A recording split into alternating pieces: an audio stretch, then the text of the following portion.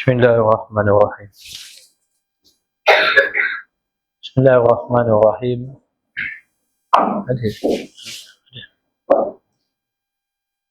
Bismillahirrahmanirrahim. Alhamdulillah Rabbil Alamin. Wassalatu wassalamu ala ashrafil anbiya wal mursalin wa ala alihi wa sahbihi ajma'in.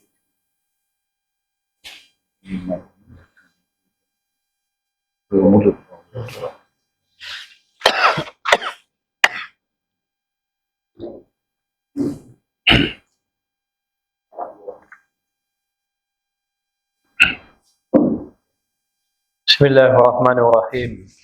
Alhamdulillah Rabbil Alamin. Wassalatu wassalamu ala ashrafil anbiya wal mursalin wa ala alihi wa sahbihi ajma'in. Subhanaka la ilma lana illa ma 'allamtana innaka antal alimul hakim. Rabbi shrah li sadri wa yassir li amri wa hlul 'uqdatam min lisani yafqahu qawli.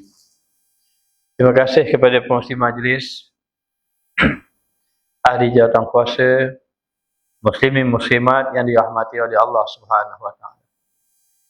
Segala puja dan puji bagi Allah Subhanahu wa taala yang telah memberi keimanan kepada kita. Allah Subhanahu wa taala telah memberi nikmat yang begitu banyak kepada kita. Dan segala puja dan puji bagi Allah taala dengan sifat kasih sayang Allah Subhanahu wa taala. Allah taala sentiasa memandang hamba-Nya dengan pandangan rahmat, sehingga apabila hamba-Nya melakukan dosa maka ditangguhkan ia daripada azab ataupun diberi keampunan oleh Allah Subhanahu wa taala, sehingga dalam keadaan mereka itu sentiasa mendapat keampunan daripada Allah Subhanahu wa taala. Selawat dan salam ke atas junjungan besar Nabi kita Muhammad sallallahu alaihi wasallam yang telah bersungguh-sungguh mengajak manusia kepada keimanan kepada Allah Subhanahu wa taala. Yang telah bersungguh-sungguh mengajak kepada kita bagaimana mengabdikan diri kepada Allah Subhanahu wa taala. Maka Allah taala telah berfirman, "Wa ma khalaqtul jinna wal insa illa liya'budun." Tidak aku jadikan jin dan manusia kecuali mengabdikan diri kepada Allah. Wa ma umiru illa liya'budullah mukhlishina lahuddin. Tidaklah diperintahkan kamu melakukan ibadah kepada Allah kecuali dalam keadaan benar-benar ikhlas kepada Allah. Allah Ta'ala menyatakan, "Faman kana yarju liqa'a rabbih falyamal 'amalan shalihan wa la yusyrik bi'ibadati rabbih ahada." Sesiapa yang ingin mendapat redha Allah, ingin bertemu kepada Allah dalam keadaan Allah meredainya, hendaklah dia beramal dengan amal yang saleh. Dan jangan ia melakukan syirik kepada Allah. Hendaklah seorang itu melakukan amal ibadat semata-mata kerana Allah. Berkata Fudail Ibnu Iyad, barang siapa yang melakukan ibadat kerana makhluk, dia telah melakukan syirik kepada Allah. Dan barang siapa meninggalkan ibadat kerana makhluk, maka ibadahnya itu ibadat yang riak dengan Allah Subhanahu wa taala. Oleh kerana itu, diperintahkan kepada kita sentiasa menyucikan diri kita. Qad aflaha man zakkaha wa qad khaba man dassaha. Maka beruntunglah orang yang menyucikan akan hatinya, dan rugilah orang yang mengotori akan hatinya. Maka disuruh kepada kita agar sentiasa melakukan ibadah kepada Allah Ta'ala sehingga menjadikan kita hamba kepada Allah. Nabi SAW bersabda, "La yazalu 'abdu yataqarrabu ilayya bin nawafil hatta uhibbahu."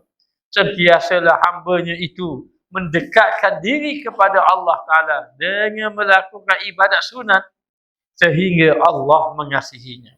Maka Allah mengasihi hamba-Nya yang dekat dengannya, yang melakukan amal ibadah kepadanya, yang sentiasa berdoa kepadanya. Wa idza sa'alaka ibadi anni fa inni qarib. Apabila hamba-Ku itu bertanya kepada aku, meminta kepada aku, ketahuilah Allah Taala itu dekat dengan kita, dekat dengan kamu. Maka kata ulama, di antara tanda Allah Taala kasih kepada hamba-Nya, Allah Ta'ala mempermudahkan ia melakukan ibadah kepada Allah. Bagi setengah orang melakukan ibadat itu berat, pergi ke masjid itu berat, menghadiri majlis ilmu seolah-olah tidak ada manfaat. Itulah yang dirasakan. Maka namun sebahagian daripada hamba Allah, Allah Ta'ala memperingankan dia untuk mudah dia mendekatkan diri kepada Allah, dipermudahkan melakukan amal ibadat.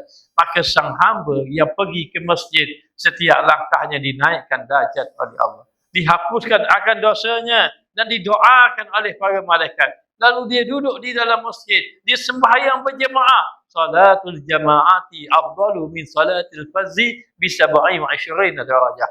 Sembahyang berjemaah itu lebih afdal daripada sembahyang seorang diri sebanyak 27 darjat di sisi Allah Taala. Antara satu darjat dengan satu darjat melebihi langit dan bumi. Tidak akan sama. Lalu dalam waktu yang sama, setelah dia sembahyang berjemaah di dalam masjid, lalu dia duduk di dalam masjid. Untuk apa dia duduk dalam masjid? Dia berzikir kepada Allah.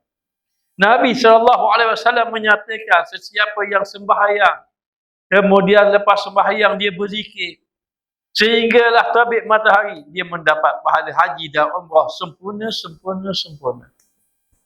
Dan dia duduk di dalam masjid, sebuah rumah daripada rumah-rumah Allah. Majtama'a qaumun fi baitin min buyutillah yatluna kitaballah wa yatadarasunahu bainahum illa nazala alaihimus sakinah wa ghasyiyahumur rahmah wa hufathumul malaikah wa dzakarahumullah bima 'indah. Tidaklah satu golongan itu dikumpulkan oleh Allah di dalam sebuah rumah daripada rumah-rumah Allah, lalu dia membaca Al-Quran, lalu dia mempelajari ilmu-ilmu Allah Ta'ala. Maka Allah Ta'ala memberi kepadanya yang pertama, ketenangan di dalam hati. Ketahuilah para jamaah, ketenangan, kebahagiaan itu adalah satu nilai yang begitu tinggi, yang membawa kebahagiaan. Namun kata Sayyidina Ali karramallahu wajhah, seseorang itu hendaklah memahami kebahagiaan yang sebenar adalah dengan mendekatkan diri kepada Allah. Tidak ada manfaat para jamaah kalau kita diberi nikmat yang banyak, diberi kesihatan yang baik, tetapi kita tidak mendekatkan diri kepada Allah Ta'ala. Maka Allah Ta'ala mempermudahkan. Duduk dalam masjid, dapat ketenangan, dapat rahmat Allah. Sepanjang dia melakukan ibadat, dikurniakan pahala yang tidak putus-putus. Dipandang oleh Allah Subhanahu wa Ta'ala dengan pandangan rahmat. Sesiapa yang dipandang oleh Allah dengan pandangan rahmat, maka lam nu'azzibhu abadan. Allah Ta'ala menyatakan, kami, kata Allah, tidak akan mengazabkan dia. Dan para malaikat memayunginya, sehingga dikatakan bahawa para malaikat mengatakan kepada Allah, ya Allah, mereka inginkan keampunanmu. Lalu Allah mengatakan bahawa, saksikanlah wahai para malaikat, qad ghafartu lahum, aku ampunkan dosa-dosa mereka. Lalu malaikat itu berkata, ya Allah, di kalangan mereka itu ada ahli maksiat, adakah engkau ampunkan dia? Bahkan dia datang dalam majlis itu, dia tidak berniat sebagaimana orang lain. Orang lain niat memang betul-betul ibadah, tapi mungkin dengan sebab-sebab tertentu, selamatkan diri daripada hujan, ataupun pergi ke tandas, kemudian terdengar sedikit pengajian. Lalu Allah Ta'ala mengatakan, walaupun dia ahli maksiat, oleh kerana dia duduk dalam kumpulan orang-orang yang baik, maka ia juga diampunkan dosa oleh Allah Subhanahu wa Ta'ala. Moga-moga apabila kita keluar daripada masjid ini, Allah Ta'ala mengampunkan akan dosa-dosa kita. Dan yang ketiga, nama-nama orang yang berada di tempat yang baik, yang melakukan ketaatan. Kita melakukan ketaatan kepada Allah tidak sia-sia. Maka apa yang dilakukan? Kita sembahyang berjemaah, kita berzikir, kita hadir majlis ilmu, kita menghubungkan hubungan silaturahim. Apa-apa yang kita lakukan dalam keadaan melakukan kebajikan, dibawa nama kita di hadapan Allah Ta'ala, disebut oleh para malaikat di hadapan Allah Ta'ala, sehingga Allah Ta'ala mengasihi hambanya. Apabila Allah Ta'ala mengasihi hambanya, idza ahabballahu abdan nadi Jibril. Apabila Allah Ta'ala mengasihi seorang hamba, Allah Ta'ala panggil Jibril. Lalu Allah mengatakan, innallaha yuhibbu lana fayuhibbu. Maka sesungguhnya Allah Ta'ala mengasihi sang hamba itu, hendaklah kamu kasih kepada dia. Moga-moga Allah Ta'ala mengasihi kita semua. Moga-moga nama-nama kita disebut di hadapan para malaikat. Tidak mengapa kita tidak dikenali di dunia. Namun moga-moga para malaikat mengenali kita sehingga kita mendapat keampunan Allah Ta'ala. Maka apabila sang hamba itu dikasihi oleh Allah Ta'ala, malaikat Jibril mengatakan, ya Allah, sebagaimana engkau kasih, maka aku malaikat pun mengasihinya. Malaikat Jibril memanggil semua para malaikat lalu memberitahu hamba ini dikasihi oleh Allah. Maka para malaikat semua mengasihinya. Maka berjalanlah dia di atas muka dunia dalam keadaan diterima amal ibadahnya oleh Allah Subhanahu wa Ta'ala. Namun manusia dalam keadaan ingkar, lupa kepada Allah Ta'ala, lalulah tidak beribadah kepada Allah Subhanahu wa Ta'ala. Allah Ta'ala yang Maha Pengasih, yang Maha Penyayang, tetap memberi nikmat kepada hamba-Nya.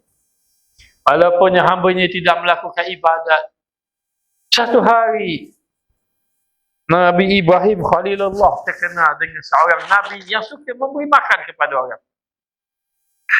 Memberi makan kepada orang. Lalu satu ketika Nabi Ibrahim menjamu hamba-hamba Allah. Siapa yang mau makan, mari makan. Tiba-tiba datang satu orang. Antara yang ramai-ramai datang, ada satu orang yang datang. Sebelum memberi makan, maka bertanyalah sang Nabi itu, adakah kamu beriman kepada Allah? Tidak. Kata Nabi Ibrahim menyatakan, kalau kamu mahukan makanan, maka hendaklah kamu beriman kepada Allah. Kata orang itu, aku datang ini untuk makan. Aku datang bukan untuk beriman. Kalau kamu nak beri aku makan, aku akan makan. Kalau kamu nak beri makanan kepada aku akan ambil. Tetapi kalau kamu suruh aku beriman, aku tidak akan beriman.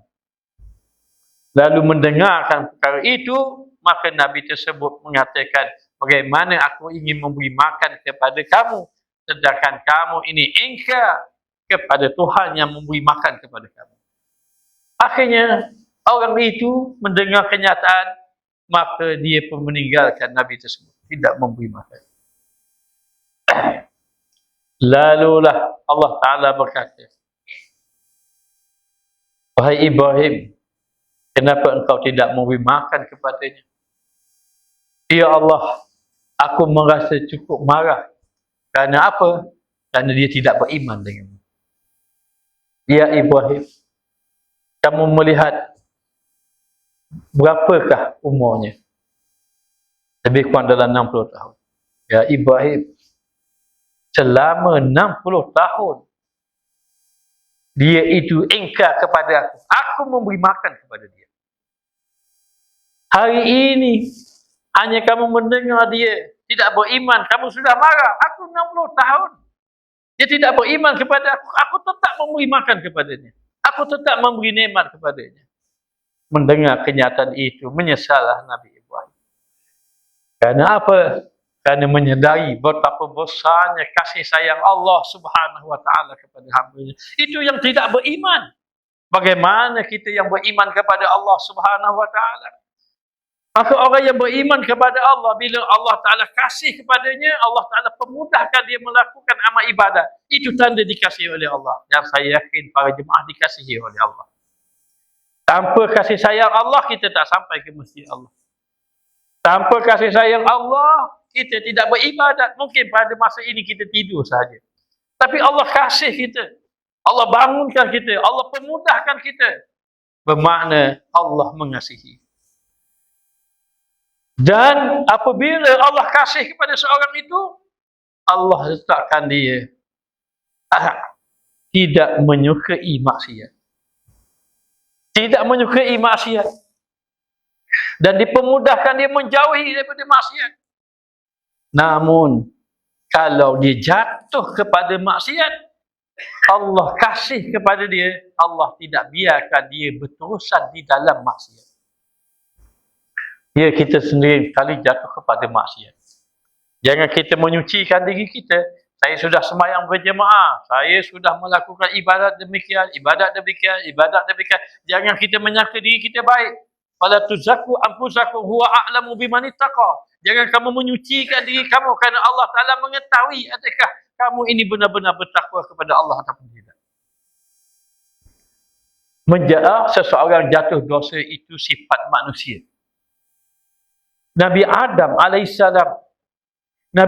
alaihissalam melakukan kesalahan.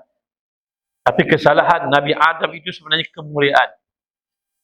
Kerana tidak ada penghinaan kepada para nabi. Lalu Nabi Adam ketika mana dilarang jangan makan buah. Fala taqraba hazihi syajarah. Wahai Adam dan Hawa, jangan hampir pokok ini. Fatakuna minaz zalimin. Nanti kamu kedua-dua Adam dan Hawa termasuk orang yang zalim. Tapi nak buat macam mana? Fa azallahumush syaitanu anha. Syaitan menipu daya. Dengan tipu daya syaitan itu fa akhrajahuma mimma kana fi. Maka Allah mengeluarkan kedua-duanya daripada syurga. Dengan tipu daya syaitan. Kita lemah dalam melawan tipu daya syaitan. Kita bukan seorang nabi, kita lemah dalam melawan tipu daya syaitan. Apa syaitan kata kepada Nabi Adam? Manusia, kalau dia masuk dalam syurga, tidak ada manusia yang bercita-cita nak keluar dalam syurga. Kenapa? Kerana nikmat yang ada. Dan satu manusia itu, kalau masuk di dalam neraka, tidak ada manusia yang nak kekal dalam neraka. Tidak ada. Kenapa? Kerana azab. Azab yang macam mana? Wala hayatan wala mautan. Tidak hidup, tidak mati. Kalaulah maknanya sakit atau kemudian sakit membawa kepada kematian. Kadang-kadang sakit, terlalu sakit sampai pingsan tidur. Masa pingsan tidur tak sedar. Hilanglah sakit. Tapi dalam neraka azab yang berterusan. Waliyazubillah. Maka Nabi Adam tidak mau keluar daripada syurga. Maka kata iblis, kata syaitan, hal adulluka ala syajaratil khuldi wa mulkin la yabla. Wahai Adam, munaklah aku tunjuk pada kamu satu pokok yang mana pokok itu kalau kamu makan buahnya, kamu akan dapat mulkin, kerajaan la yabla yang tidak habis-habis. Maknanya muka akan kekal dalam syurga. Maka Nabi Adam berfikir, aku ini dilarang. Allah melarang aku makan buah tersebut. Kerana Allah ingin mengeluarkan kamu daripada syurga. Tapi kamu nak kekal dalam syurga. Kalau nak kekal dalam syurga, kamu makan sebenarnya. Oleh kerana Nabi Adam ingin kekal di dalam syurga. Maka Nabi Adam terpedaya. Fa'azallahumush syaitanu anha. Maka Nabi Adam pun makan, maka dikeluarkan ia dalam syurga. Apa kata Nabi Adam? Memberi nasihat kepada kita semua. Kata Nabi Adam, sungguh apabila kamu ingin melakukan sesuatu perkara, hendaklah kamu bertanya dengan orang yang lebih alim terlebih dahulu. Seandainya aku bertanya kepada malaikat, malaikat akan larang aku jangan makan buah tersebut. Tapi kesilapan kita buat dulu baru tanya orang alim. Apa hukumnya? Hukumnya haram, tak boleh. Baru susah hati Allah. Nak buat macam mana? Nasihat Nabi Adam kepada kita. Yang kedua, apa kata Nabi Adam? Nabi Adam mengatakan bahawa apabila kamu nak buat sesuatu, kamu fikir apakah kesudahannya. Kalau baik, baik. Buat. Kalau rasa kesudahannya tidak baik, maka tinggalkan.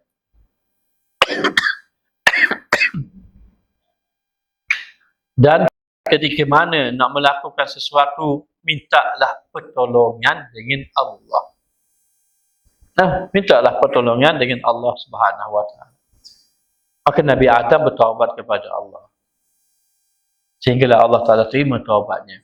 Maka kata ulama, sifat manusia itu melakukan dosa. Tapi siapakah yang menunjukkan kita bagaimana nak membersihkan diri daripada dosa? Maka Nabi Adam orang yang pertama bertaubat kepada Allah. Maka Nabi Adam bertaubat kepada Allah. Allah Ta'ala menerima taubat Nabi Adam alaihissalam. Kita umat Nabi Muhammad. Setelah Allah Ta'ala menerima taubat Nabi Adam mengetahui kedudukan Nabi Muhammad dan kedudukan umat Nabi Muhammad. Nabi Adam berkata, aku ini merasa macam iri hati sikit dengan umat Muhammad. Aku ni cemburu dengan umat Muhammad. Dan Nabi Adam ingin menjadi umat Nabi Muhammad. Apakah kata Nabi Adam? Nabi Adam mengatakan, aku melakukan satu dosa. Dengan sebab satu dosa, satu kesalahan, hanya makan buah yang dilarang saja, Allah pisahkan aku dengan ahli keluargaku, yakni Hawa. Terpisah aku dengan Hawa. Umat Nabi Muhammad bukan satu dosa. Bahkan sebanyak mana dosa yang dilakukan, Allah tak pisahkan dia dengan ahli keluarga. Kasihnya Allah kepada hamba-Nya, kepada umat Muhammad, walaupun melakukan banyak dosa, Allah tidak pisahkan dia dengan ahli keluarga-Nya. Kata Nabi Adam lagi, aku melakukan satu kesalahan. Hanya satu kesalahan, Allah menanggalkan pakaian. Umat Muhammad, kalau dia buat banyak kesalahan, Allah tidak akan menanggalkan pakaiannya. Bahkan Allah menutup aib umat Nabi Muhammad. Kasihnya Allah kepada umat Nabi Muhammad. Dan yang ketiga, kata Nabi Adam. Yang ketiga, aku ini hanya melakukan satu saja kesalahan. Dengan satu kesalahan, Allah Ta'ala keluarkan aku daripada syurga. Umat Muhammad melakukan banyak kesalahan. Banyak mana kesalahan? Dengan satu taubat masuk di dalam syurga. Dan Nabi Adam mengatakan, aku ini melakukan satu kesalahan. Aku bertaubat. Di mana-mana aku bertaubat. Allah tidak menerima. Sehinggalah aku sampai ke Mekah. Di tanah suci betul. Baru Allah Ta'ala terima. Umat Muhammad, buatlah dosa di mana, taubatlah di mana saja pun. Di mana saja.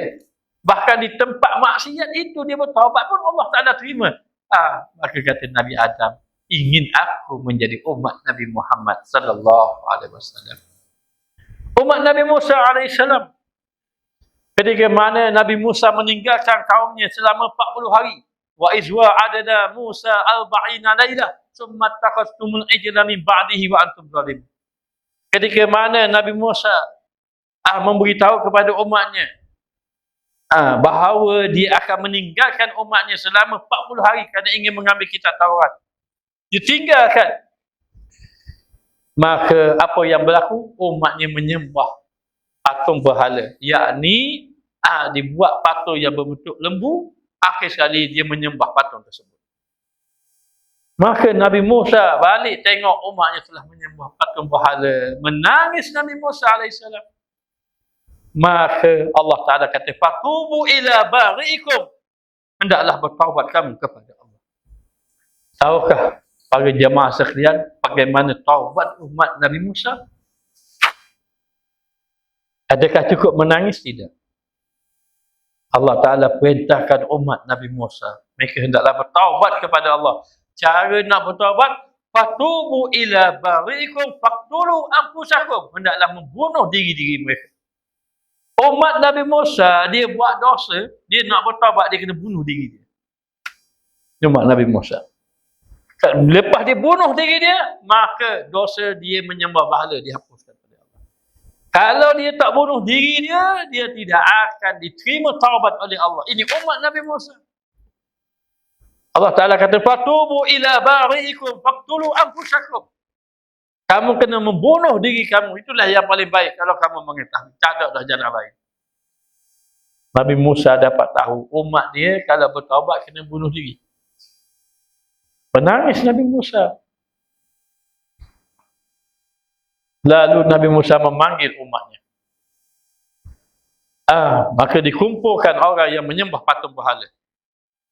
Dan disuruh mereka itu kembali kepada Allah.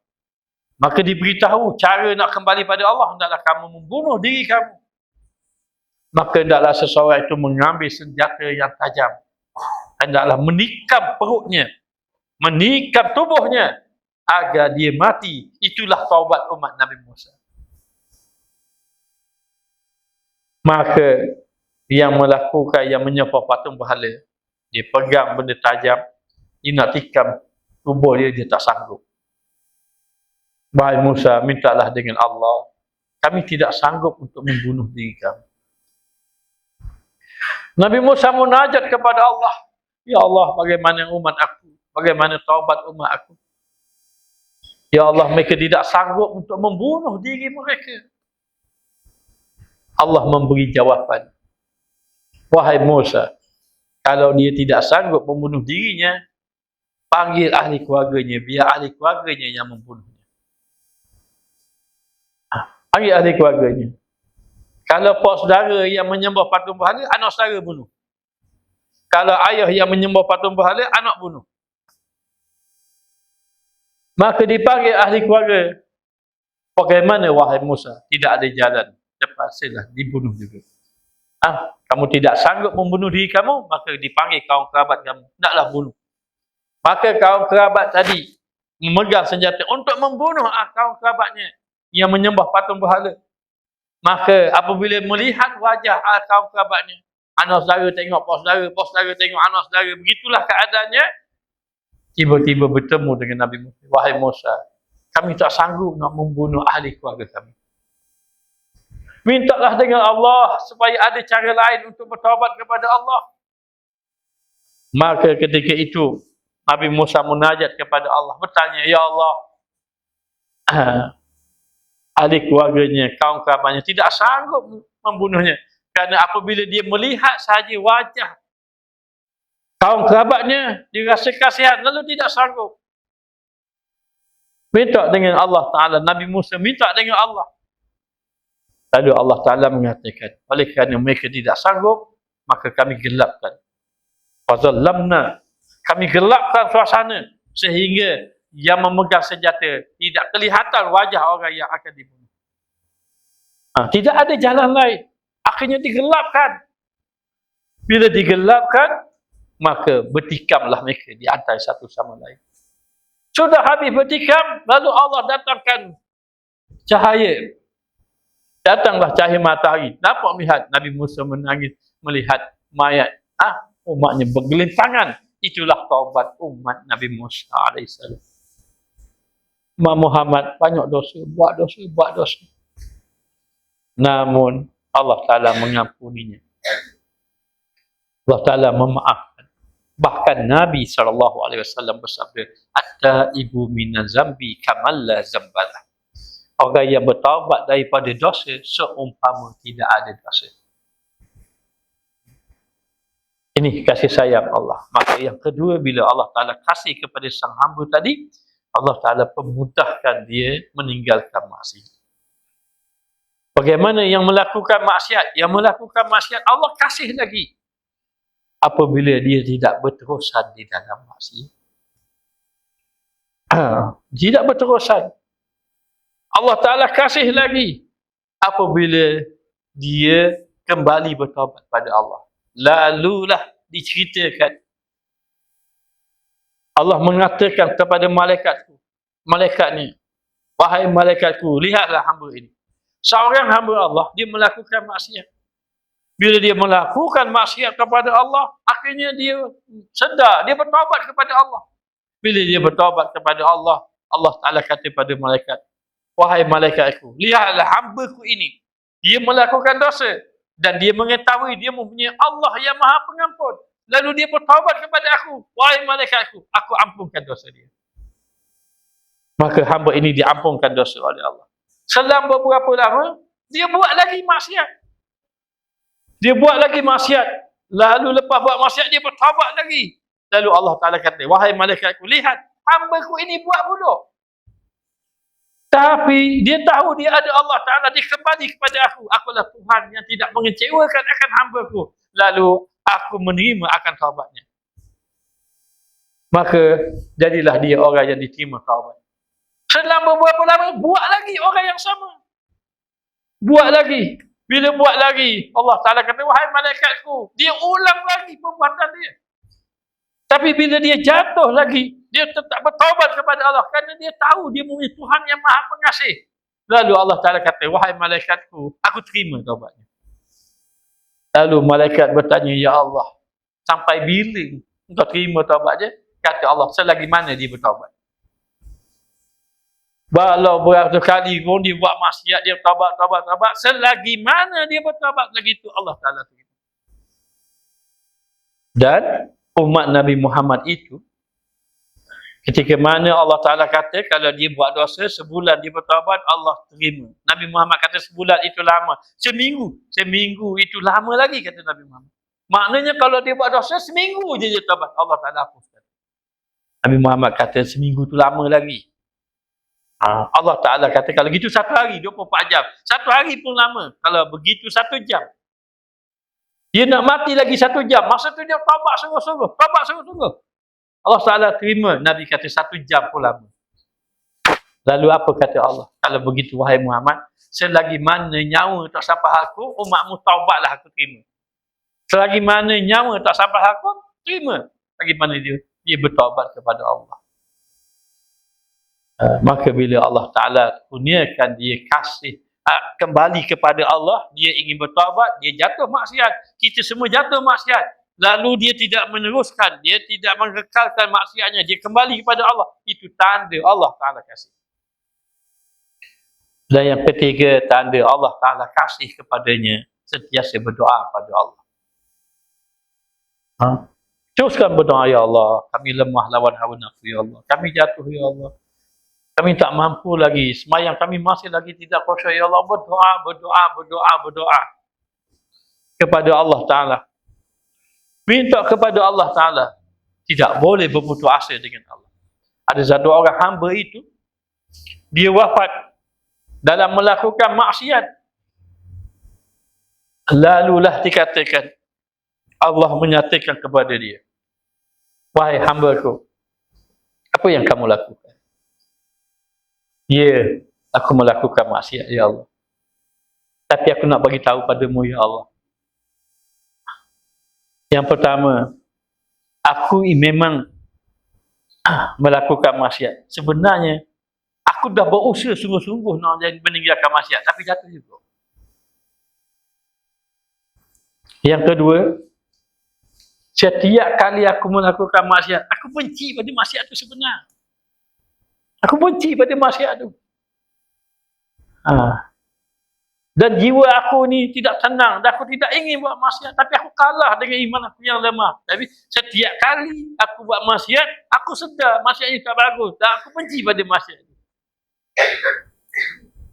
Dan yang ketiga, ya Allah, walaupun aku ni ahli maksiat, aku ini sentiasa buat jahat, jatuh kepada maksiat, tapi sebenarnya hati aku ni, aku kasih pada orang soleh. Aku cinta kepada orang soleh. Dan aku ini bercita-cita nak jadi orang soleh. Namun aku tak berjaya, aku jatuh juga maksiat. Allah Ta'ala kata, oleh kerana kamu kasih pada orang yang soleh, kamu cinta kepada orang soleh, dan kamu sebenarnya tidak mahu cuba lari daripada maksiat, tak apalah, aku ampunkan dosa. Allah Ta'ala mengampuni akan dosa umat Nabi Muhammad SAW. Kedemikian, kehidupan kita tidak terlepas daripada 4 perkara. Perkara yang pertama, mesti kita duduk dalam taat. Seorang yang duduk dalam taat, jauh daripada maksiat. Ketika mana dia buat taat, bermakna dia tidak buat maksiat. Maka yang duduk di dalam taat itu, hendaklah menjaga ketaatannya. Berterusan di dalam taat. Kalau dia tidak buat taat, dia akan jatuh keadaan yang kedua, iaitu maksiat. Bila jatuh di dalam maksiat, Nabi SAW bersabda, wa'atbi'i sayyi'ata hasanata tamhuha. Kamu kena ikuti kejahatan kamu dengan kebaikan serta-merta. Bersegera. Tapi kebaikan itu tamhuha, yang menghapuskan kejahatan. Bila kita melakukan satu kesalahan, mungkin kesalahan itu melibatkan dosa mata, ataupun melibatkan dosa lidah, ataupun melibatkan dosa telinga. Bila kita balik saja kita sedar, aku ni telah buat kesalahan.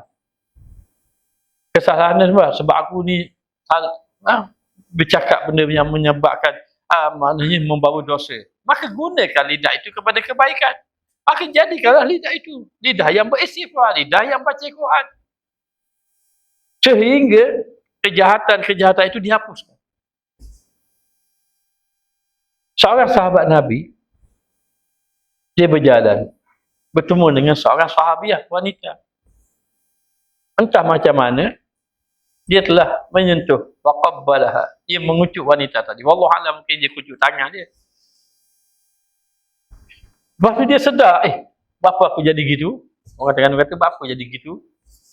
Kenapa aku telah buat kesalahan ni? Dia sedar. Dia pergi jumpa Rasulullah. Dia pergi jumpa Rasulullah sallallahu alaihi wasallam. Dia beritahu, ya Rasulullah, saya dibuat salah. Rasulullah tak layan dia. Sebab tak tahu dia. Rasulullah tak tanya. Buat salah dia. Takut dia bagi tahu, dia membuka aib di depan orang ramai. Rasulullah tak tahu saja. Sehingga dia susah hati, ya Allah, buat salah. Sampai waktu semayang, Rasulullah suruh semayang, sahabat semayang semua dengan Rasulullah. Lepas semayang, dia kata, ya Rasulullah, saya dibuat salah ni. Rasulullah bertanya, tidakkah kamu melakukan ibadat bersama Rasulullah? Tidakkah kamu semayang dengan Rasulullah tadi? Ya. Kalau begitu, Allah Ta'ala mengampunkan akan dosa-dosa kamu. Lalu Rasulullah membaca ayat, Innal hasanat yudhibna sayyiat. Sesungguhnya kebaikan-kebaikan yang kamu lakukan itu menghapuskan kejahatan kamu. Maka kita terus melakukan ketaatan. Yang pertama, duduk dalam ketaatan. Yang kedua, tak buat dalam ketaatan, duduk dalam maksiat. Dan ketaatan kemaksiatan itu sama ada. Yang ketiga, duduk dalam nikmat. Ada orang dapat nikmat, buat taat. Ada orang dapat nikmat, buat maksiat.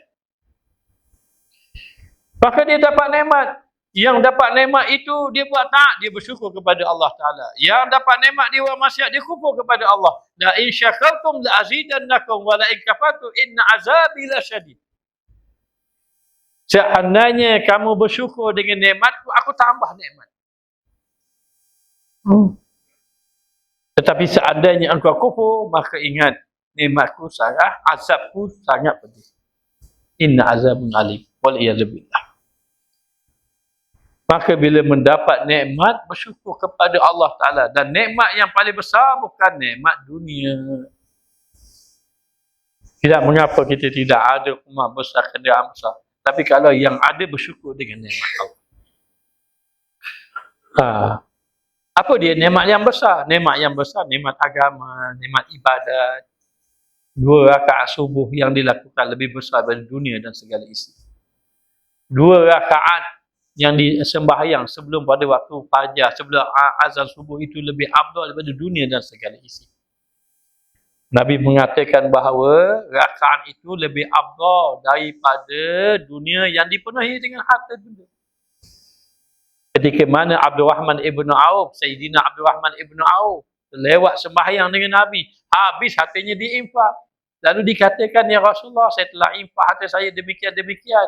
Tadi saya sembahyang lambat sikit, boleh tapung tak saya punya kelambatan tadi?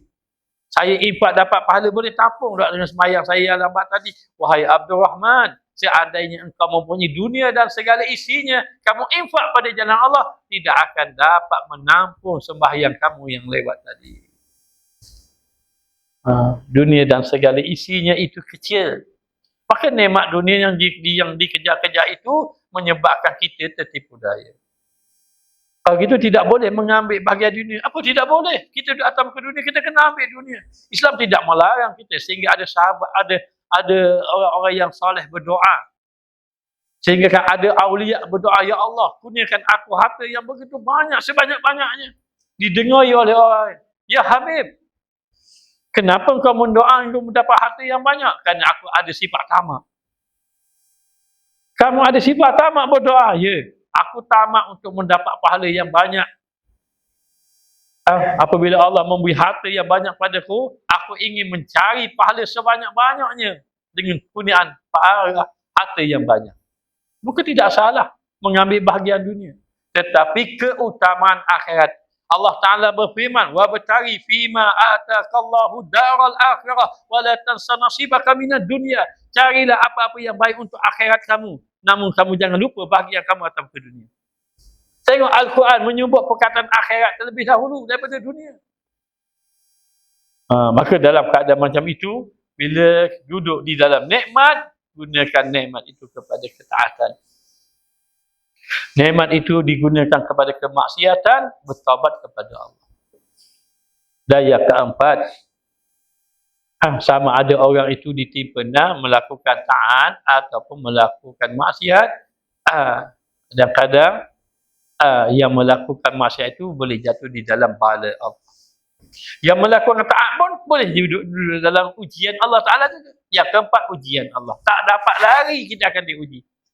Alladzi khalaqal mauta wal hayata liyabluwakum ayyukum ahsanu amala. Allah Ta'ala jadikan kehidupan dan Allah Ta'ala menjadikan kematian. Bermakna sepanjang kehidupan dan kematian, liyabluwakum, Allah uji kamu. Liyabluwakum, Allah Ta'ala menguji kamu. Ayyukum ahsanu amala, siapakah yang paling baik di kalangan kamu amalan? Aku duduk dalam ujian, dapat nikmat banyak ujian. Yang kaya itu ujian, harta banyak. Yang diberi ilmu ujian. Yang mempunyai pengaruh ujian. Yang mempunyai masyhur ujian. Semuanya ujian daripada Allah.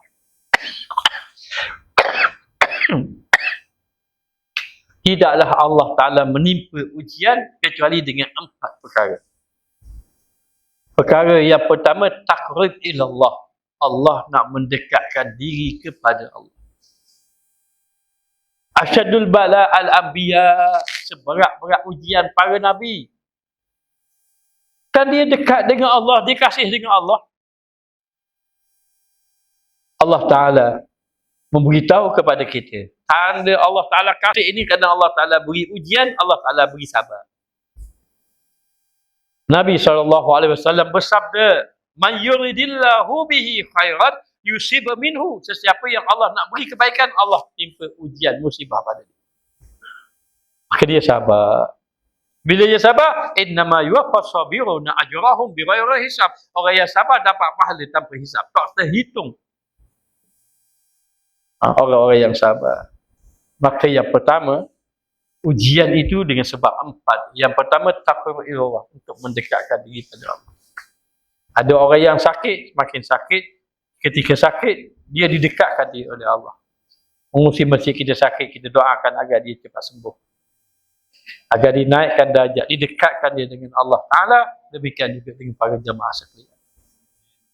Dan yang kedua, litahzib, mendidik kita.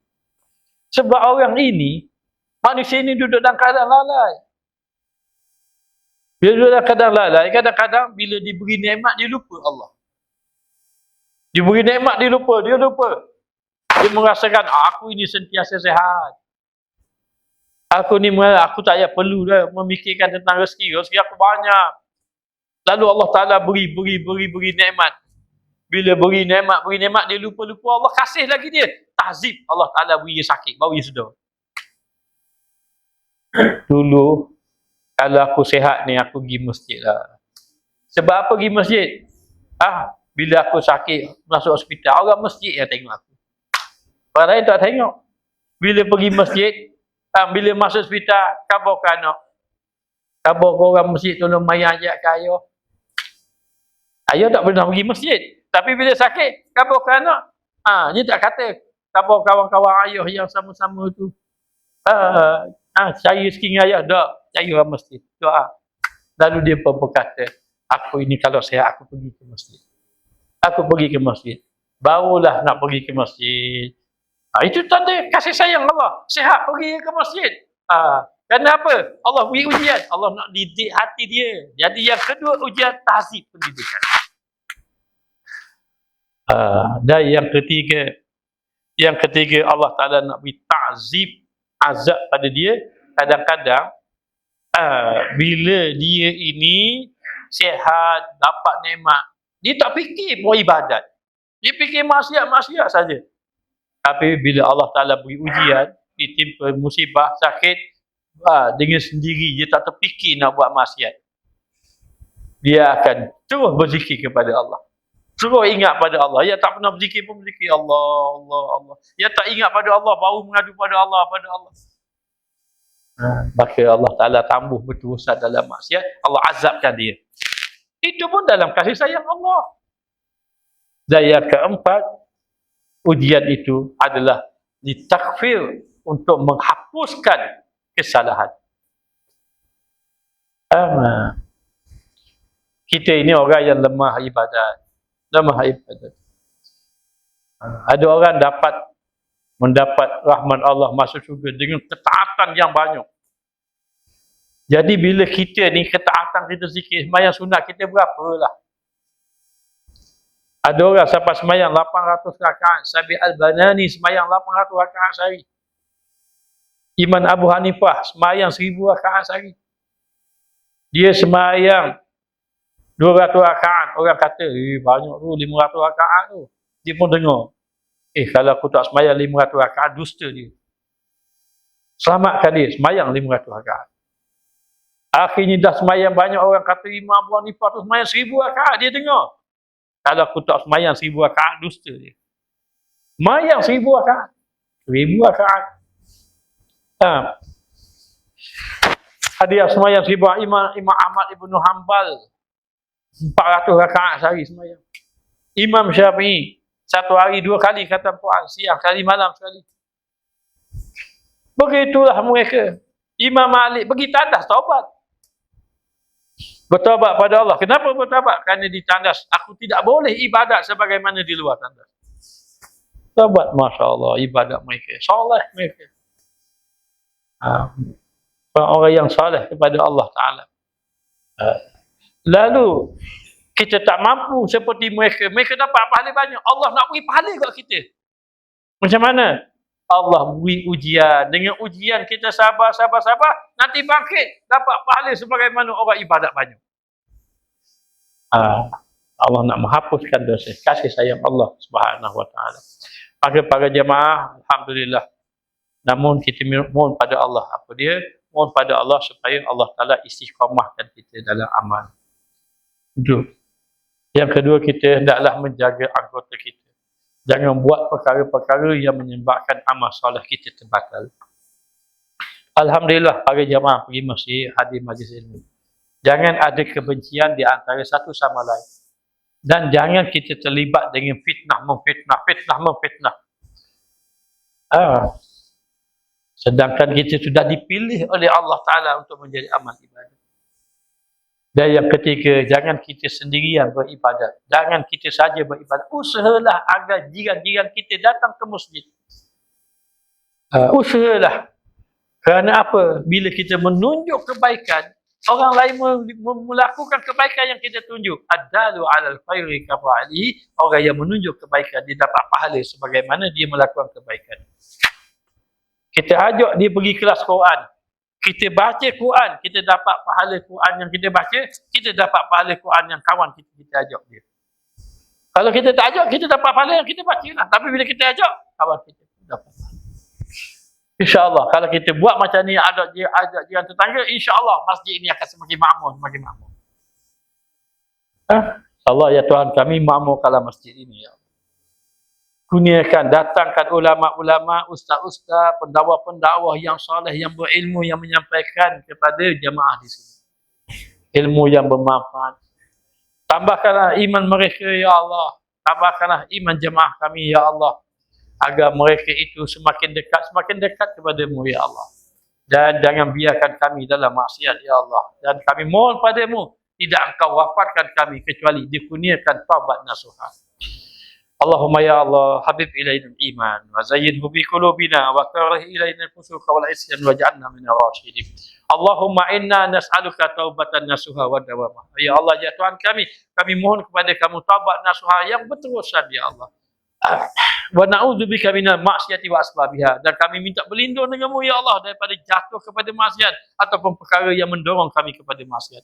Wa zakhirna bil khaufi qabla hujumi khataratiha, datangkan kepada hati kami merasa takut ketika mana kami ingin melakukan maksiat. Wamhu min qulubina halawatan majtannahu, padamkan di dalam hati kami rasa lazat dalam maksiat. Watamu lima huwa biditya, jadikan kami tamak untuk melakukan ketaatan kepada-Mu. Allahumma ahrimna lazzata ma'siyatika, ya Allah halangkan kami daripada merasa lazat dalam maksiat. Warzuqna lazzata ta'atika, rezekikan kepada kami, kurniakan kepada kami kelazatan dalam melakukan ketaatan kepada-Mu ya Allah. Rabbana ighfir lana dzunubana wa liwalidina wa lijami'il muslimin wal muslimat wal mu'minin wal mu'minat bi rahmatika ya arhamar rahimin. Rabbana atina fid dunya hasanah wa fil akhirati hasanatan wa qina azabannar. Wa sallallahu ala sayyidina Muhammad wa ala alihi wa sahbihi wasallam walhamdulillahi rabbil alamin.